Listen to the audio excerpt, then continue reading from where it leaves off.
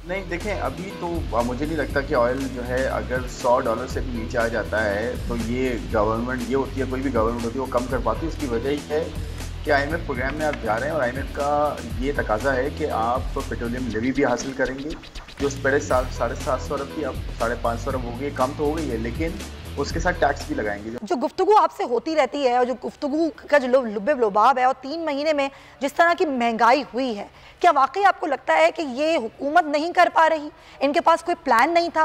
ये भी तसलसल ये उसी का है जो आईएमएफ से मुआहिदा पीटीआई का हो चुका था, अब ये उसी को लेकर आगे चल रहे हैं और इनके पास कोई चॉइस नहीं है? जी समैया, थैंक यू वेरी मच।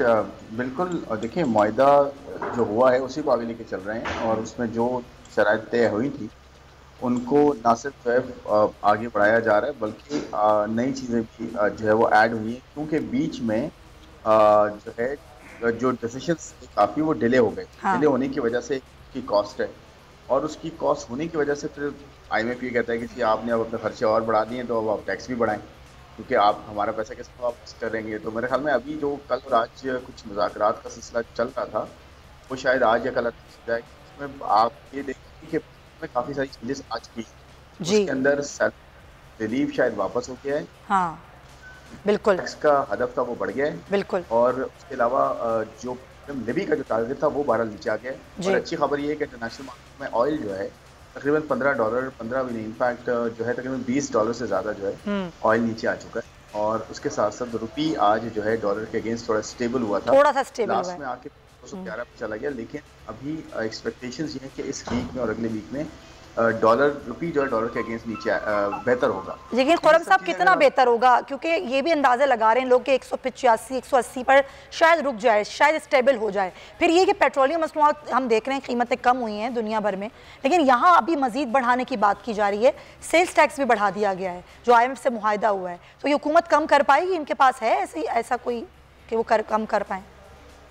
नहीं देखें, अभी तो मुझे नहीं लगता कि ऑयल जो है अगर $100 से भी नीचे आ जाता है तो ये गवर्नमेंट ये होती है, कोई भी गवर्नमेंट होती है वो कम कर पाती है। उसकी वजह ही है कि आईएमएफ प्रोग्राम में आप जा रहे हैं और आईएमएफ का ये तकाजा है कि आप पेट्रोलियम लेवी भी हासिल करेंगे, जो उस पहले 750 अरब थी अब 550 अरब हो गई, कम तो हो गई है लेकिन उसके साथ टैक्स भी लगाएंगे जो सेल्स टैक्स होता है तकरीबन 17%। तो एक्चुअली तो नीचे अगर ऑयल आता है तो ये अच्छी बात होगी कि मजीद बढ़ाया शायद ना जाए, और नीचे आ जाएगा तो वो एटलीस्ट जो गैप होगा वो उसमें टैक्स में जो कन्वर्ट हो सकता है। गवर्नमेंट की जो कलेक्शन गवर्नमेंट ने कर दी है इस हेड के थ्रू, और वो नीचे आ जाएगा। लेकिन हाँ, अगर ऑयल $70 या $60 पे आता है, जो कि एक्सपेक्टेड नहीं है इतना नीचे आना, हाँ। लेकिन अगर आ जाता है, नेवर नो कि कोई भी रीज़न हो सकता है उसका, और 60-70 पे आता है तो फिर आवाम को जो है रिलीफ मिलने की तवक्को की जा अच्छा, अब डॉलर के बारे में बात कर लें। हम देख रहे हैं बैरूनी फाइनेंसिंग तकरीबन रुक चुकी है। अब इसके लिए जो डॉलर की जो जा रहा है, डॉलर यहाँ से मुल्क से बाहर जा रहा है या जो लोग खरीद रहे हैं,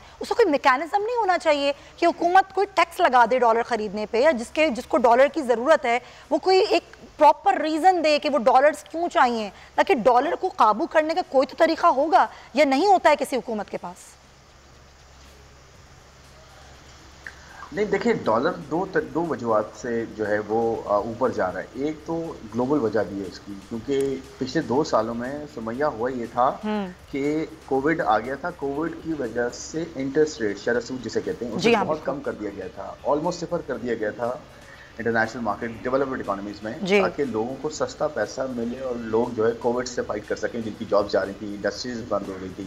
तो एक रीज़न था कि जी आपको जो है वो लिक्विडिटी प्रोवाइड की जाए सस्ते कॉस्ट पे। लेकिन अब उसके बाद जब उसके इम्पैक्ट्स आए हैं, यानी कि 2 साल के बाद ये हुआ कि पैसा लोगों के हाथों में रह गया और पीछे से सप्लाई शॉर्टेज हुई, वो डिमांड अपनी जगह थी तो एकदम से जो है वो प्राइसेस बढ़ गई। और फिर उससे ऊपर ये हुआ, मजीद सिचुएशन ऐसे ख़राब हो गई कि रशिया ने यूक्रेन पे हमला कर दिया, और ये दो बड़े प्रोड्यूसर हैं 25% कमोडिटीज़ के दुनिया के, जिसमें ऑयल भी है, गैस भी है, वीट भी है और बहुत सारी जो है वो कमोडिटीज़ हैं जो ये दोनों प्रोड्यूस करते हैं। तो इन दोनों में जंग हो गई तो वो 25% दुनिया का इम्पैक्ट हुआ, तो प्राइसेस बढ़ गई। जब प्राइसेस बढ़ गई तो अब यूके में भी जो है 40 साल की हाई इन्फ्लेशन है, अमेरिका में भी 40 साल की हाई इन्फ्लेशन है, तो इंटरेस्ट रेट बढ़ना शुरू हो गए।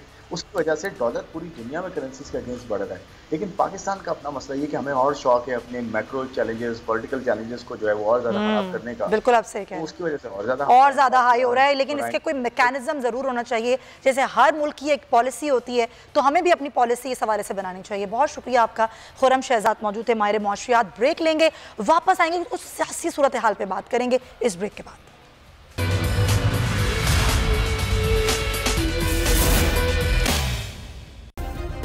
सब्सक्राइब करें और बेल दबाएं ताकि कोई खबर रह न जाए।